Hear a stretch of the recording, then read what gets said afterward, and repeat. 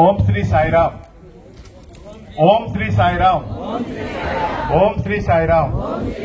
మనందరి హృదయ నివాసి, మనల్ని రక్షిస్తున్న దేవుడు, మనల్ని కాపాడుచున్న దేవుడు, బ్రహ్మాండ నాయకుడు, సర్వ జగద్ రక్షకుడు భగవాన్ శ్రీ సత్యసాయి దేవుని దివ్య చరణాలకు తూర్పుగోదావరి జిల్లా నుంచి వచ్చిన వేలాది మంది భక్తుల తరపున, వారి కుటుంబ సభ్యుల తరపున స్వామివారి దివ్య చరణాలకు సాష్టాంగ దండ ప్రణామములు సమర్పించుకుంటూ, సార్ గోదావరి తూర్పుగోదావరి జిల్లా 3 జిల్లాలు అయింది సార్. ఒకటి తూర్పుగోదావరి, రెండవది కోనసీమ, మూడవది కాకినాడ సార్. ఈ పదయాత్ర ఒక్క ఈస్ట్ గోదావరి తూర్పుగోదావరి జిల్లా మాత్రమే సార్. లీడర్స్ అయితే డీపీలు వచ్చారు కానీ భక్తులు మాత్రం తూర్పుగోదావరి జిల్లా సార్. భగవాన్ బాబావారి దివ్య అనుగ్రహంతో స్వామి అనుకుంటేనే ఇక్కడ రాగలం. ఆ రోజు నాన్న కొండ మీదకి ఎందుకు వెళ్తున్నావు, అక్కడ ఏం చేస్తావు అని ఈశ్వరమ్మ అడిగితే, అమ్మా ఈ కొండ అనేది ప్రశాంత నిలయం అవుతుంది. విశ్వవ్యాప్తముగా ఈ ప్రశాంత నిలయంలో ఎవరైతే అడుగు పెడతారో వారు అశాంతి నుండి ప్రశాంతికి వస్తారు, ప్రశాంతి నుంచి పరంజ్యోతి తత్వానికి వస్తారు, పరంజ్యోతి తత్వం నుంచి తాను ఎవరో తెలుసుకుంటారు, దివ్యత్వాన్ని అనుభవిస్తారు అని బంగారు తండ్రి భగవాన్ బాబా వారు ఈశ్వరమ్మకి ఇచ్చిన వరమే ఈ కొండంతా కూడా ప్రశాంత నిలయముగా మారింది. ఈ ప్రశాంత నిలయము ఇంటర్నేషనల్ మ్యాగ్నెట్, ఇది స్పిరిచువల్ సెంటర్. ఇది ప్రపంచ వ్యాప్తముగా సత్యసాయి భక్తులు నిరంతరం కూడా ప్రశాంత నిలయం వైపే చూస్తుంటారు. ఈనాడు మన అదృష్టం ఏంటంటే దేవుడు నడయాడే కొండపైన మనం కూర్చొని సత్యసాయి దివ్య వ్రతం అనేది నిర్వహించుకోవడం అనేది మన పూర్వజన్మ సుకృతం అని మీ అందరికీ కూడా తెలియజేస్తూ, ఈనాడు ఈ పత్యయాత్రకి ముఖ్యంగా పూర్ణాహుతి ఏంటంటే మన సత్యసాయి సెంట్రల్ ట్రస్ట్ అనేది సత్యసాయి అద్భుతమైన సామ్రాజ్యం. అది ఆధ్యాత్మిక విశ్వవ్యాప్త సామ్రాజ్యము. ఆ సామ్రాజ్యాన్ని నడిపించడానికి భగవాన్ బాబా వారే వారి తాలూకా ఆ దివ్యమైన ఇన్స్ట్రుమెంట్స్ వారే తయారు చేసుకుంటారు. భగవాన్ సత్యసాయి ప్రభు మరి ఈ సత్యసాయి ఆధ్యాత్మిక సామ్రాజ్యాన్ని నడిపించడానికి, దీనిని దశ దిశలా నలుదిశలా వ్యాప్తి చేయడానికి వారి కుటుంబం నుంచే, సత్యసాయి దేవుడు కుటుంబం నుంచే, మరి అదే ఏ రత్నాకర వంశములో భగవాన్ సత్యసాయి బాబా వారు ఉద్భవించారో ఓం శ్రీ రత్నాకర వంశోద్భవాయ నమః అని స్వామికి మనం ప్రే చేస్తుంటాము. అలాంటి రత్నాకర వంశములోనే ఒక ఇన్స్ట్రుమెంట్ ని సృష్టించుకొని వారికి రత్నాకర్ అనే నామధేయాన్ని కూడా భగవాన్ బాబా వారే వారికి ఇచ్చారు. వారే మన మధ్య ఉన్న Shri RJ Ratnakar garu, Sathya Sai central trust managing trustee. వారు స్వామి పాదాల దగ్గరే చదువుకున్నారు. స్వామితో దర్శన స్పర్శన సంభాషణ భాగ్యం కాకుండా ఏ విధంగా సత్యసాయి వారి తాలూకా వైభవాన్ని, సత్యసాయి డివైన్ మిషన్ ని ముందుకి ప్రజలందరికీ కూడా అందించాలి, విశ్వవ్యాప్తం చేయాలి అనే విషయాలన్నీ కూడా ప్రతిది కూడా వారి పాదాల దగ్గరే రత్నాకర్ గారు విద్యను అభ్యసించి ఈ చక్కనైన ఆధ్యాత్మికమైన విలువలను కూడా స్వామి భగవంతుడి నుంచే, పరమేశ్వరుడి నుంచే వారు నేర్చుకున్నారు. వారు అంత బిజీ షెడ్యూల్లో కూడా మన అదృష్టం ఏంటంటే ప్రతి పదయాత్ర, ఆంధ్ర రాష్ట్రంలో ఉన్న ప్రతి పదయాత్ర కూడా వారు అటెండ్ అయ్యి స్వామి చెప్పిన విషయాలు మనతో ముచ్చటించుకుంటున్నారు. మరి ఈనాడు మన శ్రీ ఆర్జే రత్నాకర్ గారు, గౌరవనీయులైన శ్రీ ఆర్జే రత్నాకర్ గారు మనతో మాట్లాడతారు. వారి మాటలే భగవాన్ సత్యసాయి బాబా వారి మాటలని మనము విశ్వసించాలి. స్వామి మన శ్రీ ఆర్జే రత్నాకర్ ద్వారా ఏం మాట్లాడితే అవి మనం విని మన హృదయాల్లో ఉంచుకొని శ్రవణ మనన నిధిధ్యాసలో ఉంటూ మన గోదావరి జిల్లాలాగా సత్యసాయి గ్రామ సంకీర్తనలు, నామ సంకీర్తనలు, స్వామివారి 100వ జన్మదినోత్సవాలు తూర్పుగోదావరి జిల్లాలో గ్రామాన్ని కూడా నిర్వహించే శక్తిని వారి ప్రసంగం ద్వారా మనలో ప్రవేశించాలని, ఆ శక్తిని భగవాన్ బాబా వారు రత్నాకర్ గారిలో ప్రవేశించి మాట్లాడాలని స్వామివారి దివ్య చరణాలకు ఇక్కడ కూర్చున్న వేలాది మంది భక్తుల తరఫున ప్రార్థిస్తూ శ్రీ ఆర్జే రత్నాకర్ గారు.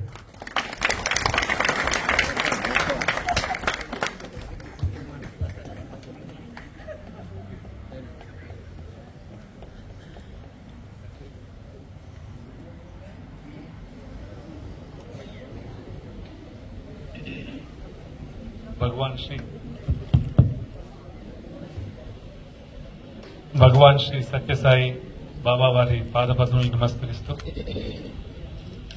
తూర్పుగోదావరి జిల్లా నుంచి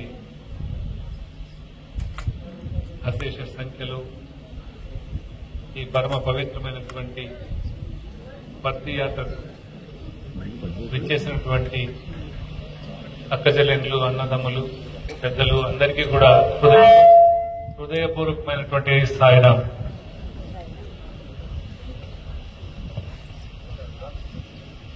లక్ష్మణరావు స్వామి ప్రవేశించి మాట్లాడాలన్నారు. ఒకవేళ ఆయన ప్రవేశించకపోతే ఏం చేసేది నేను అన్నాడు. ఆదివారం సెలవు కదా.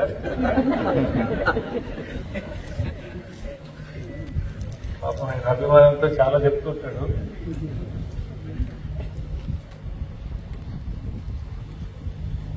మరి ఈరోజు ఈ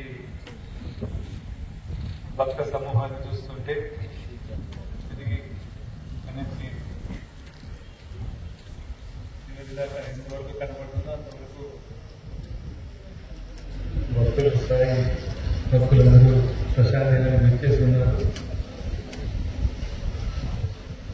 గోదావరి తల్లి స్వామిని దర్శించుకోవాలని కొంచెం తిరిగి ఇలా ప్రశాంతంగా వచ్చిందా అన్నట్టు కనపడుతుంది. నదీ ప్రవాహం మధ్య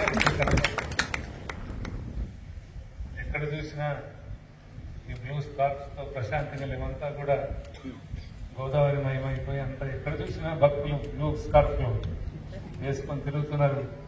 పుట్టపర్తి వీధుల్లో ఉంటున్నారు, పుట్టపర్తి షాపుల్లో ఉంటున్నారు, క్యాంటీన్ దగ్గర ఉంటున్నారు, లేపక్షి కూడా పోయి వస్తున్నారు.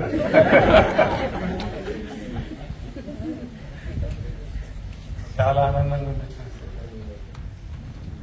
ఆ స్వామి యొక్క వైభవం, స్వామి యొక్క ఆ వెలుగులు ప్రపంచవ్యాప్తంగా ప్రపంచవ్యాప్తమై ఈరోజు 150 దేశాల్లో ఉన్నా కానీ దాదాపు 28 రాష్ట్రాల్లో మన దేశంలో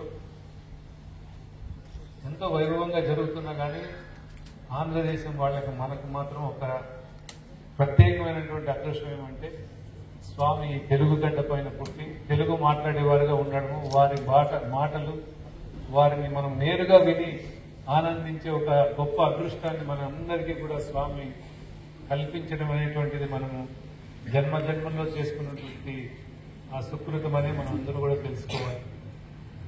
మరి చాలా వరకు కొత్త వాళ్ళు వచ్చారని చెప్పి కూడా అంటున్నారు. మరి మొట్టమొదటిసారిగా ప్రశాంత్ నిలయం ఎంతమంది వచ్చారో ఒకసారి చేతులు ఎత్తండి. మీకు కనపడలేదు, నాకు బాగా కనపడలేదు. మీ అందరికీ కూడా ప్రపంచవ్యాప్తంగా ప్రేమపూర్వకంగా ఉండే సత్యసాయి కుటుంబంలో మీ అందరికీ కూడా హృదయపూర్వకమైన స్వాగతం. మీరందరూ కూడా ఈ రోజు నుంచి సత్యసాయి కుటుంబ సభ్యులుగా మీరందరూ కూడా ఉన్నారు. ఏదైనా కుటుంబం అంటే అన్నదమ్ములు అక్కచెల్లెళ్ళు చాలా పరిమితమై ఉంటుంది. అయితే సత్యసాయి కుటుంబం అంటే ప్రపంచవ్యాప్తమై విశ్వవ్యాప్తమై ఈ బంధం అనేటువంటిది ఒక ప్రత్యేకంగా ఉంటుంది. మామూలుగా కుటుంబాల్లో మనం అన్నదమ్ములు అక్కచెల్లెళ్ళు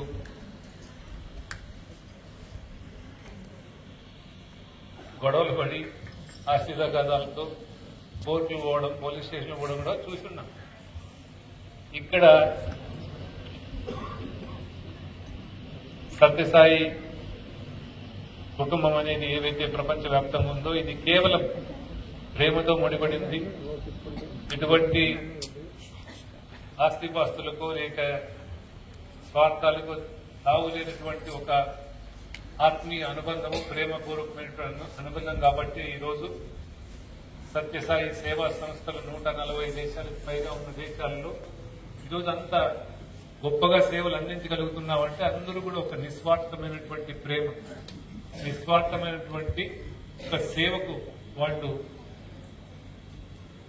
పట్టం కట్టి ఈరోజు సాయి సేవలు సలుపుతున్నారు.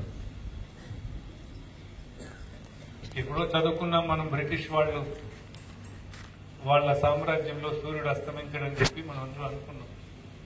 ఇప్పుడు అలా అది ఇప్పుడు లేదు, అది ఇప్పుడు వాస్తవం కాదు. అయితే భగవాన్ శ్రీ సత్యసాయిబాబా యొక్క ఆధ్యాత్మిక సామ్రాజ్యంలో ఈ రోజు సూర్యుడు అస్తమించడం లేదు. అంటే విశ్వవ్యాప్తమై అంతవ్యాప్తమై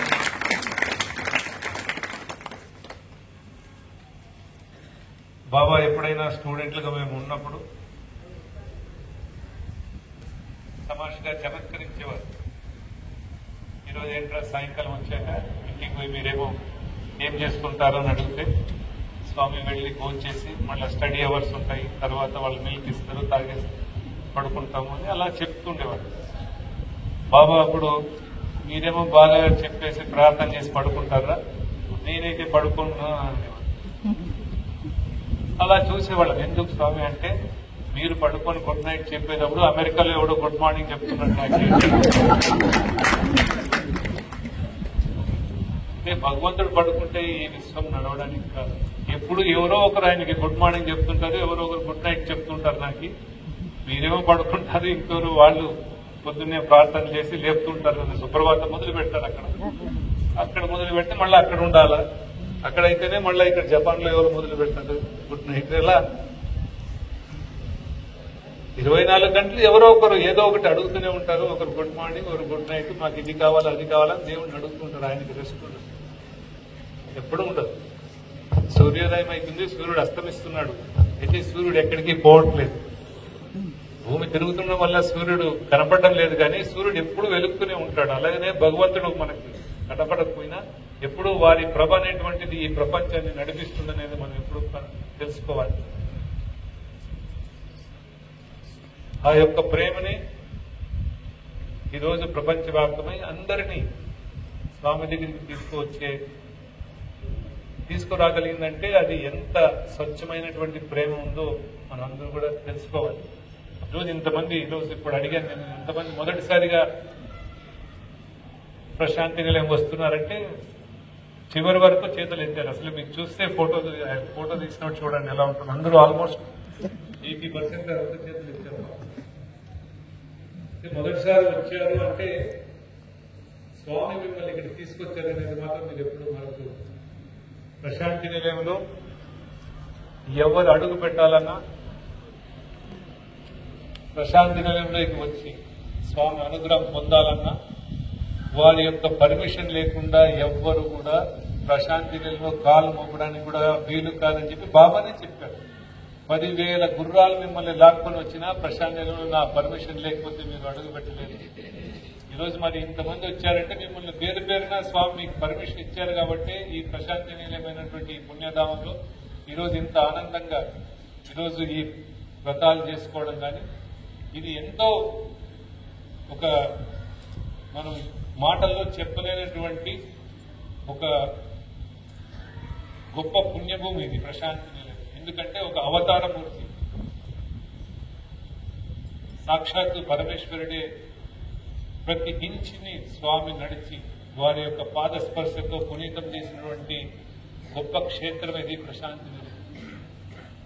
ప్రతి బ్రిక్, ప్రతి ఇటుకను కూడా వారు చూసి వారే దీన్ని కట్టించారు.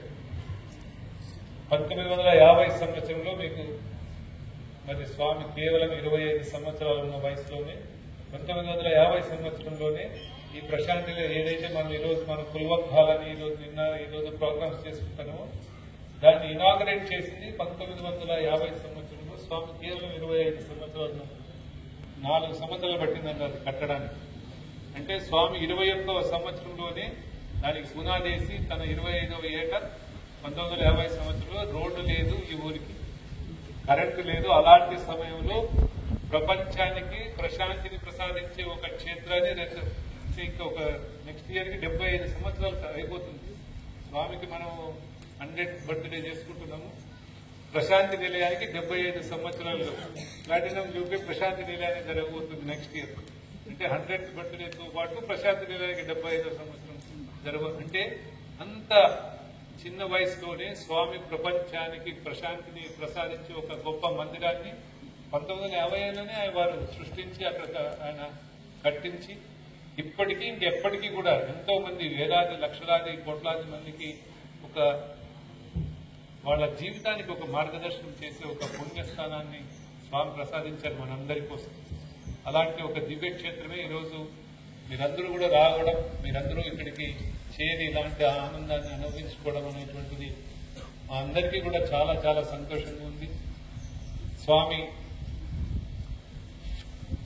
ఈరోజు మనకు కనపడలేదు అంటే ఎవరు కూడా స్వామి లేదనేటువంటి ఆ భావన ఎవరి మనసులోనూ ఉండట్లేదు. స్వామి లేదనుకుంటే ఇంతమంది ఈ గోదావరి ప్రవాహం ఇక్కడ దాకా రాదు. స్వామి ఉన్నారు కదా, ఉంటేనే కదా ఈ ప్రవాహం ఇక్కడికి వచ్చి చేరుకోవచ్చు. ఇదే కాదు, ప్రపంచవ్యాప్తంగా అందరూ కూడా వస్తున్నారు ఇక్కడికి. ఎన్ని దేశాల నుంచి ఇప్పటికీ కూడా వాళ్ళు వచ్చి చేరుతున్నారు. మాకందరికీ ఒక ఊహకందని ఒక వాస్తవం ఏమంటే స్వామి ఉన్నప్పటి కంటే ఇప్పుడు భక్తుల యొక్క సంఖ్య ప్రశాంతిలో పెరిగిందనే దానికి అది అంటే స్వామి ఉన్నారు కాబట్టి ఎవరి కోసం, మనుషుల కోసం ఎవరు రారు, భగవంతుని కోసమే వస్తున్నారు. కేవలం మేము సేవకులు మాత్రమే ఇక్కడ. అయితే ఆ స్వామి యొక్క ఆ ప్రభ ఇప్పటికీ ఇంకెప్పటికీ అలానే ఉంటుంది కాబట్టి ప్రపంచవ్యాప్తంగా ఈరోజు ఇన్ని దేశాల నుంచి కొత్త కొత్త వాళ్ళు చాలా మంది స్వామి దగ్గరికి రావాలి, స్వామిని మేము ఉన్నప్పుడు చూడలేకపోయాము, ఇప్పుడు వచ్చి మేము భరించాలి, ఇప్పుడు వారి సేవ చేసుకోవాలి, వారు చెప్పినవి అన్ని ప్రబోధాలు మన జీవితంలో మనం దాన్ని ఆచరిస్తుంటే ఒక ఆనందం, ఒక ప్రశాంతత జీవితానికి. స్వామి ఏం చెప్పారు? చాలా సింపుల్, చాలా సరళమైనటువంటి ప్రబోధనలే చెప్పారు. వాళ్ళు ఏది కఠినమైనటువంటి ఆధ్యాత్మిక ప్రాక్టీసెస్ కానీ మీరేదో 3 గంటలకు లేచి తల కిందలు తపస్సు చేయమని ఏమి చెప్పలేదు. ఏమి చెప్పలేదు. కలియుగంలో మనకి ఎంత సాధ్యమో సాధ్యాలు వారికి తెలుసు కనుకనే వారు ఏనాడు కూడా మీకు ఏదో మనకు అసాధ్యమైనటువంటి ఏ ఆధ్యాత్మిక విషయాల్లో మనకు సూచించలేదు. కేవలం ప్రేమను మనసులో పెంచుకోండి అన్న ఆ ప్రబోధనలు ఏవైతే ఉన్నాయో ఇది ప్రపంచాన్ని ఈరోజు అది ఆకట్టుకుని అందరినీ కూడా అక్కడికి తీసుకొచ్చి తిరిగి ఏం చేశారు, అందరూ వచ్చిన వాళ్ళందరినీ ఇక్కడ ఏదో ఒక రకమైనటువంటి ఆస్తిపాస్తులు సృష్టించే కంటే వాళ్ళందరినీ కూడా సేవా మార్గంలో వారిని ప్రవేశపెట్టి ఈరోజు ప్రపంచవ్యాప్తంగా ఎంత సేవ జరుగుతుందంటే మన సేవా సంస్థలు భారతదేశంలోనే 28 రాష్ట్రాల్లో దాదాపు 4,000 సమితులు ఉన్నాయి. ప్రతి చోట ప్రతిరోజు నారాయణ సేవ అంటే దాదాపు మొన్ననే లెక్కలు చెప్తున్నారు. ప్రతిరోజు సాయి సంస్థల్లో సాయి సమితుల ద్వారా దాదాపు 2 లక్షల మందికి ఉచిత భోజనం జరుగుతూనే ఉంటుంది. ప్రతిరోజు ఏదో ఒక క్షేత్రంలో జరుగుతుంది, 50,000 మంది తింటున్నారు, 20,000 మంది తింటున్నారు అంటున్నాం. సత్యసాయి సేవా సంస్థలు ఈరోజు భారతదేశంలో ప్రతిరోజు 2 లక్షల పైచలకు మందికి నారాయణ సేవ అనేటువంటిది ఖచ్చితంగా జరుగుతూనే ఉంది. ఈరోజు బాల వికాస్ అనేటువంటిది మన వాళ్ళు పెట్టుకొని ఉన్నారు. ఎంతమంది పిల్లలు ఆ బాల వికాస్ లో చదువుతున్నారు తెలుసా? 4 లక్షల మంది పిల్లలు ఉన్నారు. 4 లక్షల మంది పిల్లలు ఉన్నారు. 26,000 మంది గురువులు. ఏ జీతము తీసుకోవడం లేదు. వాళ్ళ జీత భత్యాలు ఏమి లేవు. వాళ్ళ స్వామి పైనటువంటి ప్రేమతో ఈరోజు అలాంటి ఒక గొప్ప కార్యక్రమంలో మేము భాగమైతే మా జన్మ పునీతమవుతుందనే ఒకే ఒక సదుద్దేశంతోనే 26,000 మంది బాల వికాస్ గురువులు ఏ నిస్వార్థంగా వాళ్ళ పిల్లలు కాకపోయినా ఎవరి పిల్లలైనా వాళ్ళని తీర్చిదిద్దాలి, వారికి స్వామి చెప్పిన ప్రబోధనలు వినిపించాలి, వారిని మంచి మార్గంలో ప్రవేశపెట్టాలని చెప్పి ఈరోజు అంతమంది సేవకు వాళ్ళు అంకితమైనారంటే అది కేవలం ఆ స్వామి యొక్క దివ్యమైనటువంటి శక్తి మాత్రమే అని చెప్పి మనందరూ కూడా గ్రహించాలి. ఈరోజు కాశ్మీర్ నుంచి కన్యాకుమారి వరకు, గుజరాత్ నుంచి అస్సాం వరకు ఎక్కడికి వెళ్లినా సాయి సంస్థలు మనకు తారాసపడుతూనే ఉంటాయి. ఎక్కడికి వెళ్ళండి, ఏ రాష్ట్రమైనా తిరగండి, ఎక్కడికి వెళ్ళినా. నిన్ననే నేను ఆ టీవీలో వాళ్ళు ఈ కేరళలో ఏదో వాయనాడ్ జిల్లాలో ఏదో కొంచెం వరదలు వచ్చాయి కదా, అక్కడ ఆ టీవీలో చూస్తుంటే సడన్ గా వాళ్ళు టీ షర్ట్ వేసుకున్నారు. మన వాళ్ళు డిజాస్టర్ మేనేజ్మెంట్ నుంచి ఉన్నారట. స్వామి బొమ్మ కనబడితే ఫస్ట్ స్వామి కనబడితే మనకి ఎందుకో అక్కడ అట్లా మన చూపు అక్కడికి వెళ్తుంది, అరే స్వామి ఉన్నారని. మేము దగ్గరగా చూస్తే స్వామి ఉన్న టీ షర్ట్ వేసుకున్నారు. మళ్ళీ ఫోన్ చేసి అడిగాను ఎవరు వీళ్ళు స్వామి అంటే, లేదు సార్ మన సంస్థ నుంచి ఉన్నారు వీళ్ళు, డిజాస్టర్ మేనేజ్మెంట్ వాళ్ళు, మన వాళ్ళు పోయి సేవ చేస్తున్నారంటే అలాంటి ఒక సంస్థలో మనం పనిచేయడం అనేటువంటిది మన పూర్వజన్మ సుకృతంగా ఎంత ఆనందంగా ఉంటుంది. మన వాళ్ళు ఎక్కడైనా, ఇక్కడనే కాదు నిన్న కేరళలో చేస్తున్నారు, ఇంకా ఎక్కడ ఏ ఆపత్తు వచ్చినా కానీ ఎంత నిస్వార్థంగా మన సాయి సేవకులంటే దాదాపు ఒక 10 లక్షల మంది వ్యాధితులు ఉంటారు దేశమంతా కూడా. ఎప్పుడు ఏమున్నా కానీ అక్కడి ముందుండి వాళ్ళు సేవలు సలుపుతుంటారు. మీకు ఇంకా ఒక విషయం ఏంటంటే, ఎక్కడైనా ఏదైనా ప్రమాదం జరిగినా, ఒక భూకంపం వచ్చినా, ఒక వరద వచ్చినా కానీ అక్కడ ఉన్న లోకల్ అడ్మినిస్ట్రేషన్ వాళ్ళు ఉంటారు. మొట్టమొదట ఎవరినైనా పిలుస్తారంటే సత్యసాయి ఆర్గనైజేషన్ వాళ్ళని పిలుస్తున్నారు. ఒకసారి ఇక్కడ తుంగభద్రలో ఒకసారి వరదల్లో చాలా మంది ప్రాణాలను కోల్పోవడం జరిగింది. అప్పుడు వాళ్ళు చెప్పడం ఏమంటే, సత్యసాయి సంస్థల నుంచే మీరు వచ్చి మీరు సేవ చేయాలన్నారు. విచిత్రం ఏమంటే వాళ్ళందరూ కూడా ఒక అడ్మినిస్ట్రేషన్ వాళ్ళు ఒక కోరిక కోరారు. ఏమంటే ఈ చివరి సంస్కారాలు ఏదైతే చనిపోయినారో వాళ్ళందరివి కూడా వాళ్ళ డెడ్ బాడీస్ మాత్రం కేవలం సత్యసాయి సంస్థలు మాత్రమే హ్యాండిల్ చేయాలని చెప్పి కలెక్టర్ ఆర్డర్ ఇస్తున్నాడు. ఇదేమిటి, సేవ అంటే అన్ని చేయాలి కదా, ఇది మాత్రం ఎందుకు ఇస్తున్నారు అని మళ్ళా అడిగితే వాళ్ళు చెప్పింది వింటే మనకు ఆశ్చర్యమవుతుంది. ఒక రకంగా అరే ఇంత బాధ్యత స్వామి మన పైన, మన వారి పేర్ల పట్ల సత్యసాయితోనే అదొక నమ్మకం. వాళ్ళు ఏమంటున్నారు, వాళ్ళు చనిపోయింటారు, వాళ్ళు ఎవరైనా గొలుసులు ఉంటాయి, కమ్మలు ఉంటాయి, ఇంకేవో వాళ్ళ పర్సులు ఉంటాయి, డబ్బు ఉండొచ్చు, ఏదైనా ఉండొచ్చు. వాళ్ళు చనిపోయినప్పుడు సత్యసాయి వాళ్ళు అయితే నిజాయితీగా తీసి ఇది మాకు అప్పచెప్తారు, ఎవరు చెప్పినా వాళ్ళు తీసి జోబులు వేసుకుంటే మాకు తెలియదు సార్. కాబట్టి ఆ చనిపోయిన వారి యొక్క సొమ్ములు తిరిగి వాళ్ళకి జాగ్రత్తగా చేర్చాలంటే కేవలం సత్యసాయి వాళ్ళకి అప్పచెప్తేనే మాకు నమ్మకంగా వాళ్ళు చేస్తారన్న ఒక మాట విన్నప్పుడు నాకు కళ్ళలో నీళ్ళు వచ్చాయంటే, స్వామి ఆ సత్యసాయి అంటేనే ఎంత నమ్మకము కలిగించే ఒక ఆ పదం అనేటువంటిది ఎంత మన అందరూ కూడా గర్వంగా మనం ఫీల్ అవ్వాలి. మనందరికీ కూడా అలాంటి ఒక, ఇప్పుడు సత్యసాయి అంటేనే మనకి మన తల్లి తండ్రి, అలాంటి ఒక గొప్ప పేరుని మనకి ఎంత గొప్ప ఒక ఏమంటారు వారసత్వం సంప్రదాయాన్ని మనకి ఇచ్చారు అంటే అది ఊహకు అందండి. సత్యసాయి అంటేనే ఎక్కడైనా డోర్ తెరిచేస్తున్నారు. ఒక జిల్లా కలెక్టర్ ఆఫీసు పోయి సత్యసాయి జిల్లా ప్రెసిడెంట్ వచ్చారంటే రమ్మంటారు, మొదట రమ్మంటారు. సత్యసాయి అంటూనే ఇక్కడ నుంచి కాదు ఢిల్లీలో పోయినా కానీ చెప్తుంటారు. వాళ్ళు ఎప్పుడో ఎంతో మంది చెప్తుంటారు. ఇక్కడ వచ్చే లోకల్ ఎంపీస్ కూడా ఎక్కడంటే హిందూపురం ఎంపీ అంటే వాళ్ళకి పెద్దగా తెలియదట. పుట్టపర్తి అంటే ఓ సత్యసాయి అని వాళ్ళు మాట్లాడుతుంటారు. ఎంతో మందికి స్వామి పట్ల ఉన్నటువంటి ఆ విజయ స్వామి పట్ల ఉన్నటువంటి ఆ భక్తి. వీళ్ళు ఏదైనా కాగితం తీసుకొని పోయి చెప్తుంటారు, నాకు ఎమ్మెల్యేలు ఎంపీలు పోతారు కదా, చెప్తుంటారు. సత్యసాయి భక్తులు అంటేనే వాళ్ళు పిలిచి కూర్చోబెట్టి వాళ్ళకి కాఫీ టీ ఇచ్చి, ఓ అవునా ఎలా ఉంది, మేము వస్తాం, ఎప్పుడైనా వస్తామని చెప్పి ఏదైనా పని ఏదైనా ఉంటే ఈ ప్రాంతానికి చేస్తుంటారు. ఈ రోజు మీరు చూస్తుంటే పెద్ద హైవేలు అన్ని వస్తున్నాయి కదా. ఆ గడ్కరీ గారు వచ్చారు ఇక్కడికి, వచ్చినప్పుడు మాకు ఇదేదో కావాలంటే అది మాకెవరు చెప్పలేదు కదా, తీసుకొని వెళ్ళి చేయండి అని ఇమీడియట్ ఇప్పుడు ఎంత అద్భుతంగా పనులు జరుగుతున్నాయి. కాబట్టి అంటే స్వామి పట్ల ఎంతమందికి భక్తిభావం ఉంటుంది, అందరూ కూడా ఎంత విధేయతగా ఉంటారు. ఎంత ఒకసారి నరేంద్ర మోడీ గారుతో కలిసినప్పుడు ఆయన మాట్లాడుతూ స్వామి చాలా సార్లు వచ్చారు, వాళ్ళు స్వామి దగ్గరికి చాలా సార్లు వచ్చారు. ఆయన స్వామి అంటే చాలా విశ్వాసం. స్వామి ఎక్కడైనా సాయి భక్తులు ఎక్కడ కనపడినా నిస్సంకోచంగా మనమంటే కొందరు ఎవరైనా ఇక్కడ పదవుల్లో ఉండే వాళ్ళు ఏం చేస్తారంటే కొంచెం మొహమాటానికి పోతారు, అంటే చెప్పుకోవడానికి మొహమాటం ఉంటుంది. ఆయన ఎక్కడ సంకోచం లేకుండా ఎక్కడైనా సాయి భక్తులు ఉంటే సాయిరామ్ అనే వారు మాట్లాడిస్తారు.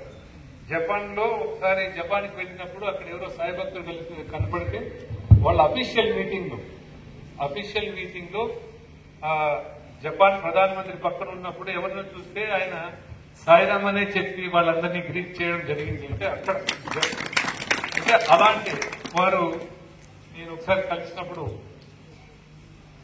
నేను ఒక మాట చెప్పాను, సార్ ఒక చిన్న విషయం ఉంది చెప్పచ్చా మీకు అంటే, చెప్పు రత్నాకర్ అన్నారు. అంటే ఏం లేదు సార్, 2007-2008 సంవత్సరంలో మీరు ప్రశాంత్ నిలయం వచ్చారు, వచ్చి స్వామి మిమ్మల్ని పిలిచి మాట్లాడి మీరు బయటికి వెళ్తున్నప్పుడు మేము స్టూడెంట్లు కొందరు అక్కడ కూర్చొని ఉన్నాము. ఇంకా అందరూ స్వామి ఎవరు తెలుసా, ఒక అబ్బాయిని లేపి ఎవరు అతను అని అడిగారు. అడిగితే అబ్బాయి ఏమన్నారు, సార్ అతను స్వామి అతను గుజరాత్ ముఖ్యమంత్రి నరేంద్ర మోడీ అంటే, కాదు బంగారు భవిష్యత్తులో భారతదేశ ప్రధాని అని చెప్పి స్వామి ఆ రోజు అన్నారు.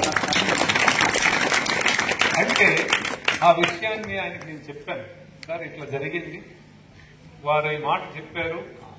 ఆ రోజు 2007-2008లోనూ మీ గురించి చెప్తే ఎవరో నరేంద్ర మోడీ గారు గుజరాత్ సీఎం అంటే, కాదు భవిష్యత్తులో future prime minister of India అని స్వామి అన్నారు. అంటే ఆయన అప్పుడు రత్నాకర్ భాయ్ మీ అందరికీ బయట చెప్పారు కానీ నాకు లోపల చెప్పారు.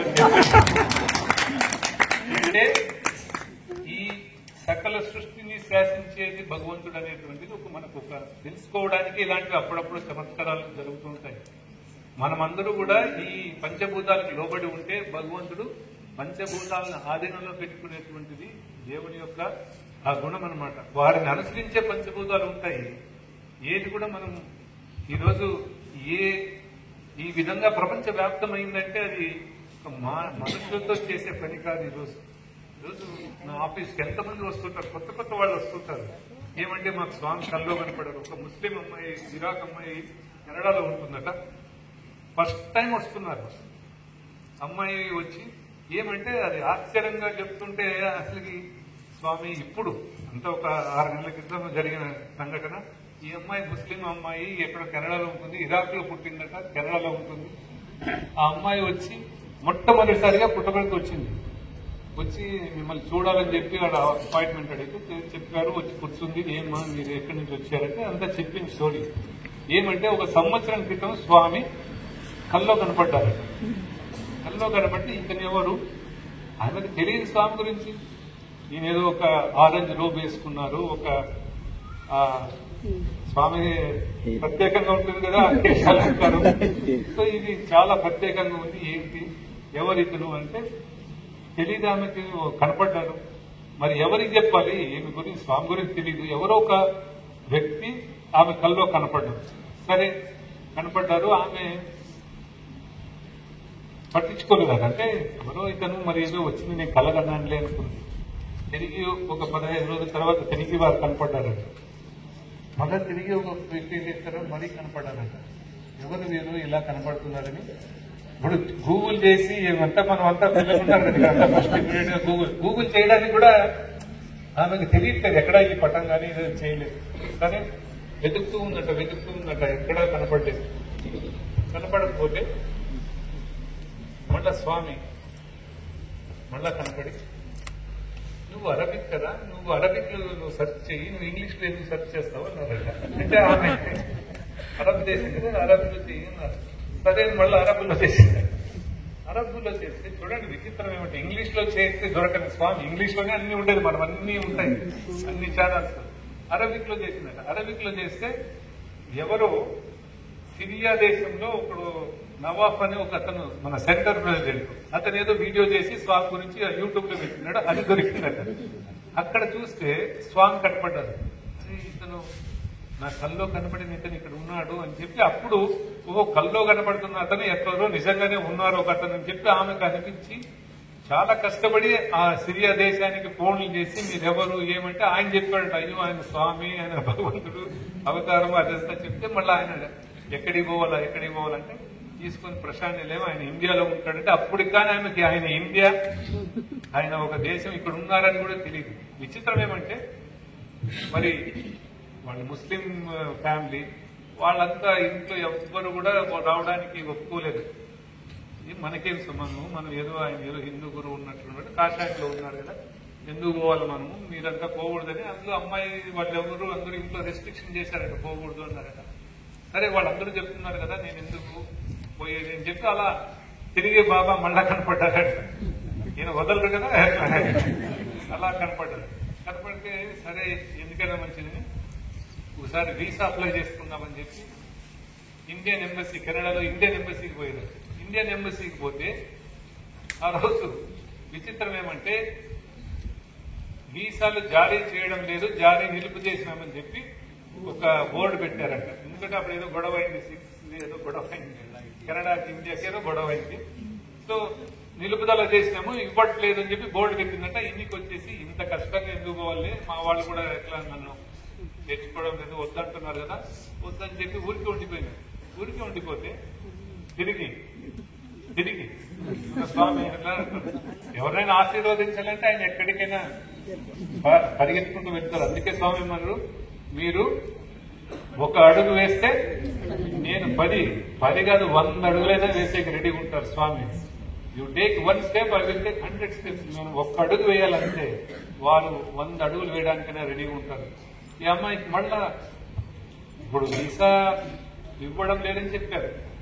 తిరిగి స్వప్నంలో కనపడి నీకు వీసాకి నేను ఎన్ని ఏర్పాటు చేశాను, నువ్వు ట్రై చేయకూడదు అన్నారు. అంటే ఆయన ఉండి మాట్లాడుతున్నట్లే కదా, ఇది ఉండి చెప్తున్నట్లే. ఇది వీసాకు అప్లై చేయమంటే మధ్యలో 2 గంటలకు అమ్మాయి లేచి ఇదేంటిది వీసాకు అప్లై చేయమంటున్నారు, నేను హెల్ప్ చేస్తానన్నారు. మీరు తిరిగి ఆ ఎంబసీ పోర్టల్లో ఆ వెబ్సైట్ తెరిచి తిరిగి మళ్ళా చూసుకుంటే అప్పుడే ఓపెన్ చేస్తున్నారట. ఆ రోజు ముందు రోజు సాయంకాలము తిరిగి అప్లికేషన్లు మేము స్వీకరిస్తున్నామని ఒక 15 రోజుల తర్వాత మళ్ళా పెట్టున్నారట. అప్పటికప్పుడు అప్లై చేసుకుని అమ్మాయి వచ్చిందంటే వచ్చి అమ్మాయి ఏడుస్తూ చెప్తుంటే Baba is there, Baba is there, Baba is there అని చెప్తూ ఉంటే ఎంత ఆనందం ఉంటుంది.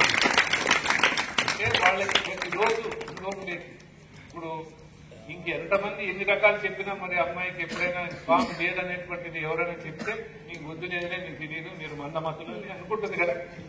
అలా ఈరోజు ప్రపంచవ్యాప్తంగా అది మనకు తెలిసిన ఒక వ్యక్తి, అలా ప్రపంచవ్యాప్తంగా ఎన్ని వేల మంది లక్షల మందితో స్వామి ఇంటరాక్ట్ అవుతున్నారంటే దానికి నిదర్శనం ఈరోజు మీరందరూ కూడా చేతులు ఎత్తారు. ఇంతమంది చేతులు ఎత్తారంటే మిమ్మల్ని అందరితోనూ స్వామి ఆ ప్రేరణ మనకు తెలియదు. భగవంతుని యొక్క ఆ లీల మనకు తెలియదు, జరుగుతున్నప్పుడు మనకు తెలియదు. కానీ మనకు ఏది కారణం లేకుండా, వారి సంకల్పం లేకుండా మిమ్మల్ని ఇక్కడికి వచ్చారంటే మిమ్మల్ని కూడా అదే అమ్మాయి, ఏ ముస్లిం అమ్మాయికి ఎంత ఉందో అదే విధంగా మీరు ఎవరో మీ పక్క నుంచి వాళ్ళు, మీ డిస్ట్రిక్ట్ ప్రెసిడెంట్ లో ప్రేరణ ఆయన అలా చేస్తుంటారు. ఇక్కడ ఎవరు మేనేజింగ్ ట్రస్టీ అని చెప్పి రత్నాకరు, లేకపోతే మీ లక్ష్మణరావు, ఇంకో వెంకటేశ్వరరావు ఎవరు పిలుచుకురారు మిమ్మల్ని. ఇక్కడ తీసుకొచ్చేది కేవలం భగవాన్ శ్రీ సత్యసాయి బాబా అనే ఎవరి చేత కాదు.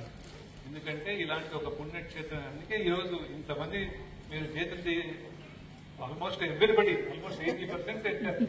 అంటే ఇంతమందిని ప్రేరేపించి తీసుకొచ్చాడు భగవాన్ అనేటువంటిది మనమందరూ కూడా గుర్తుపెట్టుకోవాలి. ఈరోజు ఇలాంటి ఒక పవిత్రమైన జాగాకు రావాలన్నా అసలు మీకు గోదావరి జిల్లాలో స్వామి ఊరూరు తిరిగారు. అసలు గోదావరి జిల్లాలో ఉన్నటువంటి భక్తుల సంఖ్య ఏ జిల్లాలోనూ ఆంధ్రదేశంలో ఉండదు. అన్నాడు ఒక గోదావరి జిల్లాలో సత్యసాయి సంస్థలు వాళ్ళు చేసిన సేవలు అసలుకి అది అసమానము. అది ఎవరు చేయలేనటువంటి ఎంత సేవలు చేశారు. అక్కడి నుంచి ప్రశాంతి నిలయంలో ఏదైనా పండుగ ఉందంటే, మాకు బర్త్డే వస్తుంది, స్వామి యొక్క జయంతి ఉత్సవాలు వస్తున్నాయి, స్వామి పుట్టిన పండుగ వస్తుంది, వేలాది లక్షలాది మందికి భోజన సందర్భం చేయాలి అంటే మేము ఫస్ట్ వెతికేదే గోదావరి జిల్లా వాళ్ళు. ఇప్పటి నుంచి కాదు, ఎప్పటి నుంచో కొండబాబు గారు ఎక్కడ ఉన్నారు, ఇక్కడ వీళ్ళంతా ఎంత శ్రద్ధగా ఏ మాట లేకుండా ఎంత నిస్వార్థంగా సైలెంట్ గా మేము చేస్తున్నామని కూడా ఎవరికి చెప్పే అలాంటిది ఏమి ఉండదు. వచ్చి అక్కడ మేము ఎదురు చూస్తుంటే వీళ్ళు వచ్చి నిలుచుకుంటారు చేతులు కట్టుకొని, సార్ ఏం చేయాలి మేము రెడీగా ఉన్నామని. నిన్ననే రాత్రి చెప్తున్నారు, సార్ మరి బర్త్డే వస్తుంది కదా, మన కార్యక్రమం మొదలు కావాలా, మేము వచ్చి ఒకసారి కలుస్తామని. అంటే వాళ్లే స్వచ్ఛందంగా ముందుకు వచ్చి ఎంతమంది వచ్చి సేవ చేస్తుంటారు అంటే అన్ని జిల్లాల నుంచి వస్తుంటారు. బట్ అందరికీ లీడర్స్ గా ఉన్నటువంటి వాళ్ళు గోదావరి జిల్లా ఇప్పటి నుంచి కాదు, ఎప్పటి నుంచి వచ్చి ఏ కార్యక్రమం కూడా ప్రశాంతిలో ఒక పెద్ద కార్యక్రమం గొప్ప కార్యక్రమం తలబడితే గోదావరి జిల్లా వాళ్ళు మమేకమై ఉండకుండా ఉండే రోజే ఉండదు. ఎప్పుడు కూడా గోదావరి జిల్లా నుంచి వస్తూనే ఉంటారు. అలాంటి సేవా తత్పరులు చాలా మంది ఉన్నారు. సాయి భక్తులు కూడా ఎంతమంది ఉన్నారంటే, స్వామి రాజమండ్రిలోనే ఒకసారి మన వరల్డ్ కాన్ఫరెన్స్ కూడా ఇక్కడే మొదలుపెట్టి ఆ జిల్లాలన్నీ తిరిగారు. అసలు ఎక్కడెక్కడ 21 సార్లు వెళ్ళారట. 21 సార్లు మన ఏ జిల్లాకు పోయింటే భక్తులకి ఎక్కడికి వెళ్ళిండ్రు. అలాంటిది అంటే అంత భక్తులు ఉన్నటువంటి ప్రదేశం అనేది ఎక్కడికి పోతాడు భగవంతుడు. భక్తులు ఎక్కడ ఉంటే అక్కడికి పోతుంటాడు. కాబట్టి అంత చాలా మంది స్వామితో కూడినటువంటి జిల్లా నుంచి మీరందరూ వచ్చారు. ఈరోజు నిజంగా చూస్తుంటే ఎంతో ఆనందంగా ఉంది. స్వామి ఉంటే ఇంకా స్వామి చూస్తున్నారు, ఆయన ఉన్నారు కాబట్టి ఈరోజు ఎంత ఆనందంగా ఆశీర్వదిస్తుంటారో అసలు మనం చెప్పుకోలేం, మాటల్లో చెప్పుకోలేం. ఇలాంటి ఇంకా రామబ్రహ్మంగా గుంటూరు నుంచి ఉండేవారు, ఇంకా రామారావు గారు, భాస్కరరావు గారు నిన్ననే వచ్చారు ఇక్కడికి. గొడుమూరు రామారావు గారు ఇంత వాళ్ళు పాత వాళ్ళందరూ స్వామి యొక్క సేవలు ఎంత చేశారంటే, సీతారాం బాబు గారు ఉన్నారు ఈ మధ్యనే 3-4 years బ్యాక్ వాళ్ళు స్వాముల ఐక్యంగాలను ఎంత స్వచ్ఛమైనటువంటి సేవలు దాన్ని అలాగే కలుపుతున్నారు. ఇప్పటికి కూడా ఏ కార్యక్రమం ఉన్నా వస్తారు.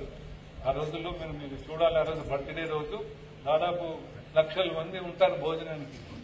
ఏ కొరత లేకుండా రుచులుగా అందరూ తృప్తిగా భోజనం చేస్తూ రాత్రి బాగుంటుంది. నేను చెప్తుంటాను, రెస్ట్ తీసుకోండి అంటే రెస్ట్ ఏమి లేదు. మళ్ళా పోవడం 2 గంటలకు పడుకోవడం, మళ్ళీ 4 గంటలకు రావడం. 4 గంటల నుంచి ఇంకా భోజనాలు, మధ్యాహ్న భోజనాలు, రాత్రి భోజనాలు అన్ని చేసి తిరిగి అన్ని పొద్దునకి ప్రిపరేషన్ అన్ని రెడీ చేసి తిరిగి మళ్ళా వెళ్ళడం. అలా వాళ్ళకి ఏం అలసట ఉందంటే లేదు. ఎందుకు?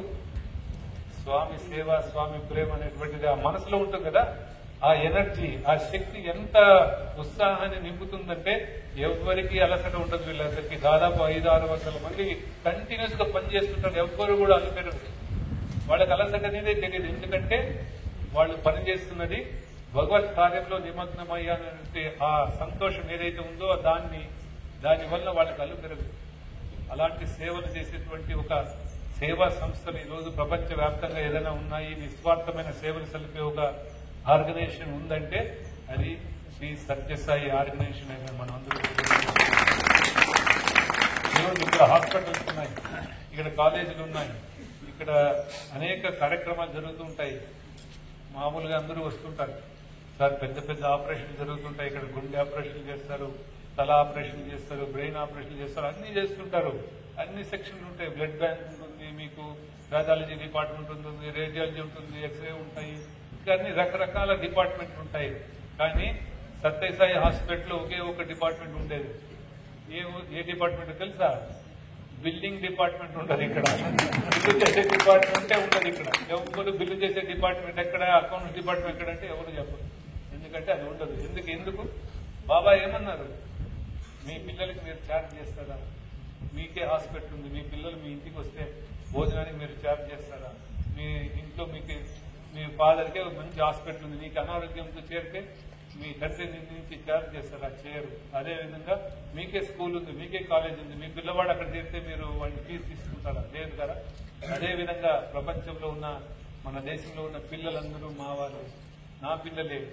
ఎవరు వచ్చినా కానీ, అందుకే సత్యసాయి విద్యా సంస్థలు కానీ, సత్యసాయి వైద్యాలయాలు కానీ అన్ని ఫ్రీగా చేశారు. భగవంతుని బిడ్డలు, నా బిడ్డలు నా ఇంటికి వచ్చినప్పుడు అందులో ఉచితం అని చెప్పి ఏది సబ్స్టాండర్డ్ గా ఏదో అలా ఇవ్వడం కాదు. మంచి వైద్యాన్ని కానీ, మంచి విద్యను కానీ అందించాలని ప్రపంచంలో దీటైన ప్రమాణాలతో ఇచ్చినటువంటి ఏకైక మహానుడు భగవాన్. ఎందుకంటే ఈరోజు అక్కడికి వెళ్తే ఎటువంటి అక్కడ ఒక్కొక్క మిషన్ కూడా నేను చూస్తుంటాం కదా, ఏ మిషన్ కూడా ఎంఆర్ఐ మిషన్ అంటే లేటెస్ట్ ఉంటుంది, సిటీ స్కాన్ అంటే లేటెస్ట్ ఉంటుంది. ఏదో మొక్కుబడిగా ఫ్రీ అని చెప్పి ఏదో చేయడం కాదు. ఎంతో ఈరోజు అలాంటి సేవలు సలుపుతూ ఉన్నారంటే స్వామి అన్నారు, నా పిల్లలకి నీ బిడ్డకు నువ్వేం చేస్తావు, బెస్ట్ ఇవ్వాలని అనుకుంటావు కదా, అలానే స్వామి మనందరికీ చేయాలని, అంటే ఒక సేవలో ఎలా ఉండాలి నేర్పిస్తూ వస్తాడు. అయితే మనకు అన్ఫార్చునేట్లీ ఏమైంది, దురదృష్టం, సేవలంటే ఒక షో మాదిరి తయారు చేసుకున్నాము. ఈరోజు ఒక ఫ్యాన్ ఇచ్చి స్వామి చెప్పేవాడు, ఒక ఫ్యాన్ డొనేట్ చేసి ఫ్యాన్ లో 3 రెక్కలుంటే భార్య, కొడుకు, కూతురు పేరు రాయించుకుంటారు. మరి మీ పేరు ఎక్కడంటే ఆ మధ్యలో రాయించుకుంటారట, యజమాని పేరు మాత్రం మధ్యలో రాయించుకుంటారట.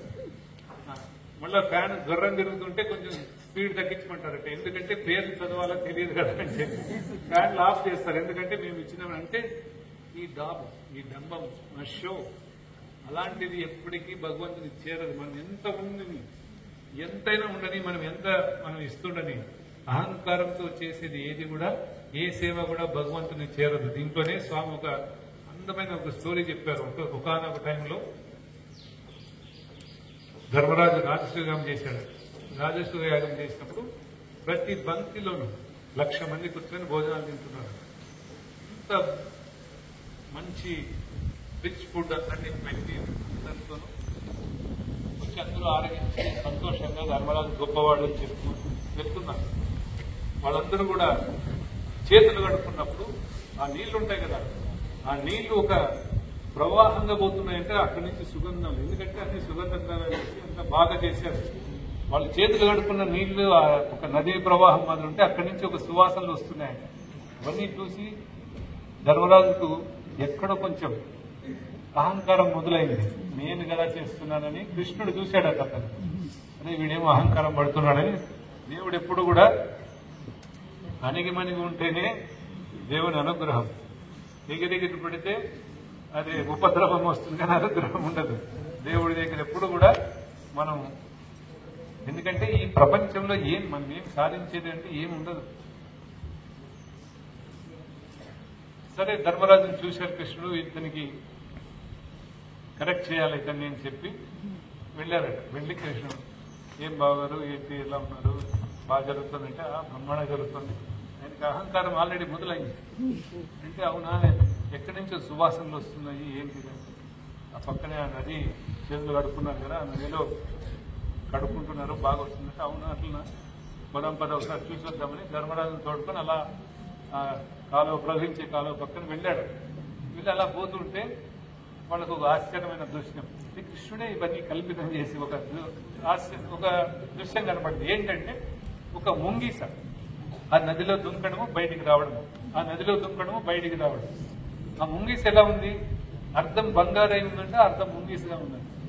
పోతున్నాడు. ధర్మరాజుకి ఆశ్చర్యం వేసి, ఏంటిది ఇలా ముంగీస ఏంటి దుంకుతుంది, బట్ దీని శరీరం ఏమో అర్థం బంగారుగా ఉంది, అర్థం మామూలు ముంగీసుగా ఉంది అని చెప్పాడు.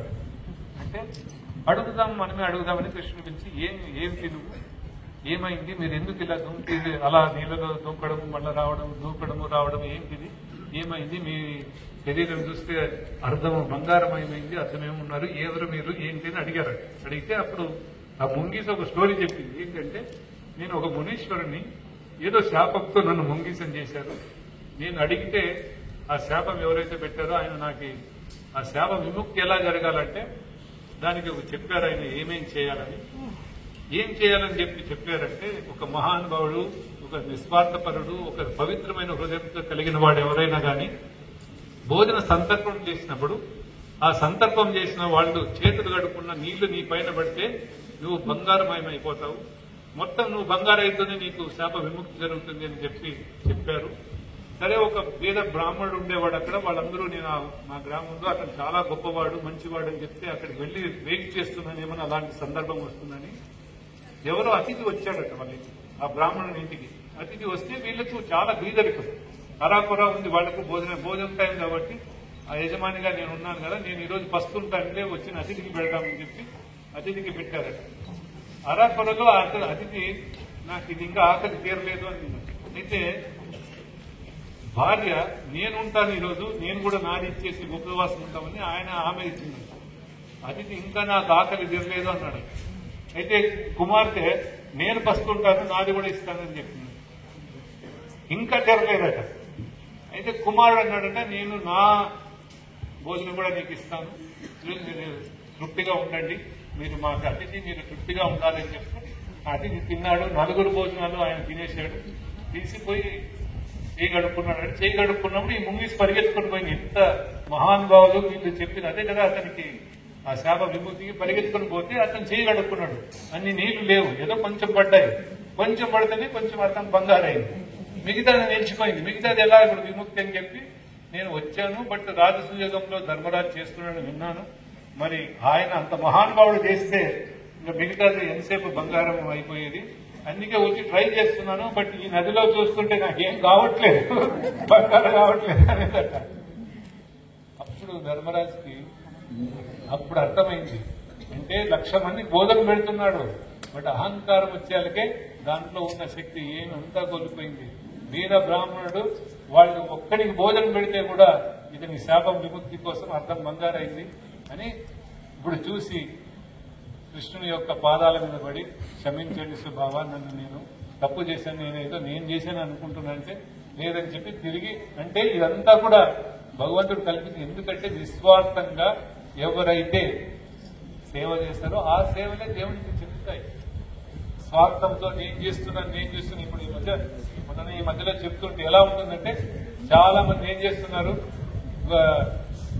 పాలు బ్రెడ్ కూడా ఇచ్చి ఎక్కడో ఓల్డేజ్ హోమ్ లో అంత పెద్ద పెద్దగా ఉంటారు, బాగా సైజులో కూడా ఉంటారు, పోయి ఇచ్చి ఫోటోలు తీసుకొని పేపర్లకు వేసుకుంటున్నారా లేదా? ఇప్పుడు ముగ్గురు కలుసుకొని 2 బనానాలు పట్టుకుంటారు, అరటిపండ్లు 2 అరటిపండ్లు ముగ్గురు పట్టుకొని ఇస్తుంటారు ముసలావిడికి, అది మళ్ళీ పేపర్లో ఇచ్చుకోవడం. వీళ్ళంతా పాలు బ్రెడ్ పంచుతారు, ఎవరో పంచుని ఇలాంటి రాజకీయం చేసుకుంటారు. చిన్న దాంట్లకంతటికి ఒక 2 ఊతకర్రలు ఇచ్చి దాన్ని పేపర్లో ఇచ్చుకోవడం, 4 సైకిళ్ళు ఇచ్చి చేయించుకోవడం. అంటే ప్రతిదీ షో అయింది కానీ ఇచ్చేది తక్కువ, దాని యొక్క ఆర్భాటం ఎక్కువ, అడ్వర్టైజ్మెంట్ కి ఎక్కువ వస్తుంది వాళ్ళు ఇచ్చిన దానికంటే. అలాంటి కార్యక్రమాలు చేసుకుంటున్నాం, దానివల్లే మనం ఏం చేసినా ప్రతిఫలం లేదు. కాబట్టి మనం ఈ నిస్వార్థంగా సేవ చేసినప్పుడే మనందరికీ కూడా మంచి కలుగుతుంది. ఐ థింక్ ఈరోజు ఎంతో ఆనందంగా ఉంది. గోదావరి జిల్లాల నుంచి మీరందరూ ఇక్కడ వచ్చారు. స్వామి యొక్క అనుగ్రహం మీ అందరికీ కూడా అలానే కలిగి ఉండాలి. మీరందరూ కూడా పిల్లా పాపలతో ఆరోగ్య ఐశ్వర్యాలతో మీరందరూ కూడా ఎప్పుడూ ఆనందంగా ఉండాలని ఆ స్వామిని ప్రార్థిస్తున్నాను.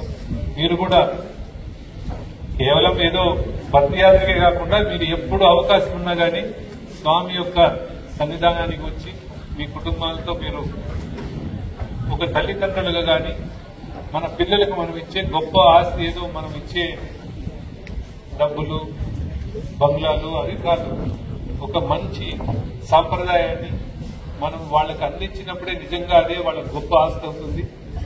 ఊరికి ఏమీ మనం నేర్పించకుండా వాళ్ళకి ఆస్తిపాస్తి ఇస్తే వాళ్ళు కూడా ఒక చెడు మార్గం కడ మార్గం పెట్టే అవకాశం ఉంటుంది. కాబట్టి మన తల్లిదండ్రులు పిల్లలకి ఇచ్చే గొప్ప ఆస్తి అంటే ఒక గురువును ఆశ్రయించడము, ఒక మహాపురుషుని యొక్క సన్నిధానానికి వాళ్ళని చేర్చడము, అదే గొప్ప ఆస్తి అవుతుంది. కాబట్టి మీరందరూ కూడా మీ పిల్లలతో పాటు అప్పుడప్పుడు మీకు ఎప్పుడు అవకాశం ఉన్న స్వామి క్షేత్రానికి వచ్చి వారి ప్రేమ ఇక్కడంతా స్వామి ఇవ్వడమే, వారు తీసుకోవడం మీరు ఎప్పుడో చెప్పారు.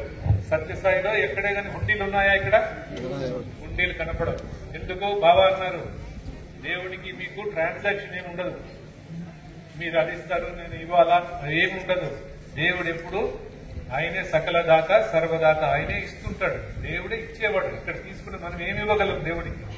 ఈ భూమి వారిది, ఈ గాలి వారిది, అగ్ని వారిది, ఈ ఆకాశం వారిది, ఈ పృథ్వీ, ఎవ్రీథింగ్, మనం తాగే నీరు అన్ని భగవంతుని యొక్క సృష్టి. మనం దేవుడికి ఏమి ఇవ్వగలం? ఏమి ఇవ్వలేదు. మనం కేవలం స్వామి అన్నారు, మీరు ఏమైనా ఇవ్వగలిగితే దేవుడికి ఒకటి ఇవ్వగలరు. ఏంటి? నిస్వార్థమైన ప్రేమ, స్వచ్ఛమైన ప్రేమ, స్వచ్ఛమైనటువంటి మనస్సును పెట్టుకుంటే అదే స్వామి స్వీకరిస్తారు. మిగతాది ఏవి కూడా అవసరం లేదు. ఎందుకంటే అవన్నీ వారివే. మన దగ్గర ఉన్న ప్రతి ఒక్కటి వారిదే. వారి యొక్క అనుగ్రహంతోనే, దేవుని యొక్క సృష్టిలో నుంచే మనకు వచ్చాయి కాబట్టి ఏదైనా అది దేవుందే. కేవలం మనం ఇవ్వగలిగింది ఏదైనా ఉందంటే అది ఒక స్వచ్ఛమైన ప్రేమ, నిస్వార్థమైన ప్రేమ. ఆ ప్రేమను మనము పుట్టపర్తికి వచ్చి ప్రశాంతిలో గుండెలు నిండుగా మనము నింపుకొని మనం తిరిగి మన స్వస్థలాలకు వెళ్లి మనం ఆ స్వామి యొక్క అనుగ్రహంతో మీరందరూ కూడా ఎప్పుడు చల్లగా కుటుంబంతో మీరు ఆరోగ్య ఐశ్వర్యాలతో మీరందరూ కూడా చక్కగా ఉండాలని స్వామిని ప్రార్థిస్తూ మీ అందరికీ కూడా పునర్దర్శనం పదే పదే ప్రాప్తిరస్తు అని స్వామిని వేడుకుంటూ సెలవు తీసుకుంటున్నాను. సాయిరామ్.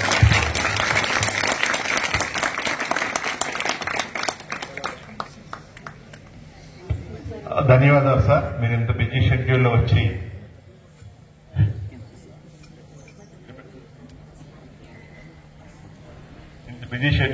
తమరు వచ్చి మా అందరితో మాట్లాడినందుకు స్వామి వారి యొక్క దివ్య అనుగ్రహ ఆశీస్సులు ఉండాలని నేను స్వామిని ప్రార్థిస్తూ, సార్ వారు మళ్ళీ వచ్చే ఆదివారం నాడు పశ్చిమ గోదావరి జిల్లా వాళ్ళు వస్తున్నారు సార్. ఇదే సమయంలో మీరు మాట్లాడాలని ఈ సందర్భంగా వాళ్ళు కోరుతున్నాం సార్. వచ్చే ఆదివారం. జై బోలో భగవాన్ శ్రీ సత్యసాయి బాబాజీకి. అందరు కూర్చోండి, మంగళహారతి అవుతుంది. మహామంగళహారతి అయిన తర్వాత మనం లెగుస్తాం. ఎవరు లెగవద్దు దయచేసి. సాయిరామ్.